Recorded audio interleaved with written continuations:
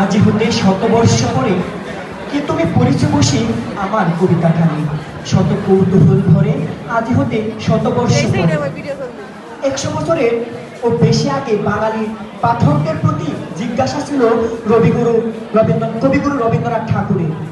সেই চির জাগরুক বাঙালির আত্মিক যুক্তি ও সার্বিক স্বনির্ভরতার প্রতীক বাংলা ভাষা ও সাহিত্যের উৎকর্ষ কবিগুরু রবীন্দ্রনাথ ঠাকুর। রবীন্দ্রনাথ ঠাকুর 1268 বঙ্গাব্দের 25 বৈশাখ কলকাতার বিখ্যাত জোড়াসাঁকোর ঠাকুর পরিবারে ঘর আলো করে জন্মগ্রহণ করেন।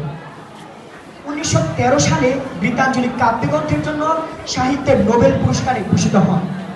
শহীদ ভবানী প্রসাদ ঝা সরকারি কলেজ কর্তৃক আয়োজিত রবীন্দ্র জয়ন্তী ও নজরুল জয়ন্তী উদযাপন উপলক্ষে আয়োজিত আজকের এই অনুষ্ঠানে উপস্থিত মাননীয় প্রধান অতিথি, সম্মানিত অতিথিবৃন্দ, আমাদের সভাপতি, প্রধান আলোচক, বিশেষ অতিথিবৃন্দ, মঞ্চের সামনে উপবিষ্ট আমার শ্রদ্ধাভাজন শিক্ষক, শিক্ষিকা, ছাত্রছাত্রী বন্ধুরা, সকলের প্রতি আন্তরিক শুভেচ্ছা ও অভিনন্দন। হৃদয়ে রবীন্দ্রনাথ, চেতনায় নজরুল। বিশ্বকবি কাজী নজরুল ইসলাম এবং বিশ্বকবি রবীন্দ্রনাথ ঠাকুর এবং বাংলাদেশের জাতীয় কবি কাজী নজরুল ইসলামের স্মরণে আজকের এই অনুষ্ঠান উদযাপিত হচ্ছে। প্রেম, আবেগ, বেদনা, ভালোবাসার কবি যাকে বলা হয়, তিনি হলেন আমাদের এই বাংলাদেশের জাতীয় কবি কাজী নজরুল ইসলাম। কাজী নজরুল ইসলামের জীবনটা ছিল খুব কঠোর। কাজী নজরুল ইসলাম তার শৈশব, কৈশোর এবং তার জীবনের প্রত্যেকটা পদক্ষেপে তিনি লড়াই, সংগ্রাম এবং যুদ্ধ, প্রতিকূলতার মধ্য থেকে উঠে এসেছেন।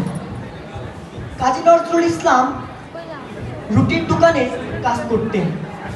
সেই রুটির দোকানে কাজ করা ছেলেটা যদি হতে পারে বাংলাদেশের জাতীয় কবি, তার লেখনীতে যদি প্রকাশিত হতে পারে হাজার হাজার গল্প, কবিতা, উপন্যাস, গান, নাটক প্রবৃত্তি, তাহলে আমাদের মতন, আমাদের এই মঞ্চের সামনে উপবিষ্ট আমার সকল ছাত্রছাত্রী বন্ধুরা সহ আমরাও একদিন আমাদের হৃদয়ে যে, আমাদের ভেতরে যে প্রতিভা আছে, সেই প্রতিভাটাকে বিকশিত করে আমরাও হতে পারবো এই বাংলাদেশের একজন।